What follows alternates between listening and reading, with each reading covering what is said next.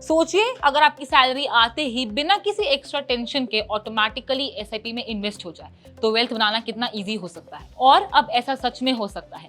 सेबी का एक नया प्रपोजल लेकर आया है जो लाखों सैलरीड एम्प्लॉयज के लिए इन्वेस्टिंग का तरीका भी बदल सकता है। अभी तक म्यूचुअल फंड में इन्वेस्टमेंट करने के लिए पैसा इन्वेस्टर के खुद के बैंक में अकाउंट से ही जाना जरूरी होता था, लेकिन सेबी ने प्रपोज किया है कि एम्प्लॉयर सैलरी से डायरेक्ट डिडक्शन करके एम्प्लॉय के चोजन म्यूचुअल फंड स्कीम्स में पैसा भी इन्वेस्ट कर सकेंगे। इसका मतलब क्या हुआ? अगर आप इस फैसिलिटी को वॉलंटरी चूज करते हैं तो हर महीने सैलरी क्रेडिट होते ही आपका सिलेक्टेड अमाउंट एसआईपी की तरह म्यूचुअल फंड्स में चला जाएगा।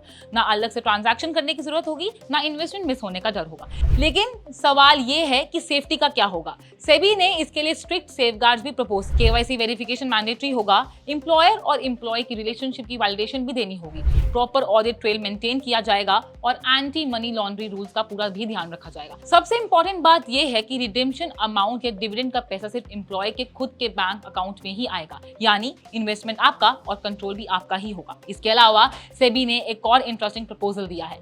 म्यूचुअल फंड डिस्ट्रीब्यूटर्स को कैश कमीशन की जगह म्यूचुअल फंड यूनिट्स में कमीशन देने का आइडिया भी डिस्कस हो रहा है, जिससे डिस्ट्रीब्यूटर्स और इन्वेस्टर्स के इंटरेस्ट को अलाइन भी किया जा सकेगा। फिलहाल ये सिर्फ कंसल्टेशन पेपर है और फाइनल डिसीजन अभी भी आना बाकी है, लेकिन अगर ये रूल अप्रूव हो गया तो सैलरीड लोगों के लिए डिसिप्लिन इन्वेस्टिंग और वेल्थ क्रिएशन का एक नया चैप्टर भी शुरू हो सकता है। आपको क्या लगता है? क्या सैलरी में डायरेक्ट एसआईपी डिडक्शन इन्वेस्टिंग को और भी इजी बना देगा? कमेंट करके अपनी राय हमें जरूर बताइए और फाइनेंस और इन्वेस्टमेंट से जुड़ी हर बड़ी अपडेट के लिए चैनल को लाइक, शेयर और सब्सक्राइब करना मत भूलिए।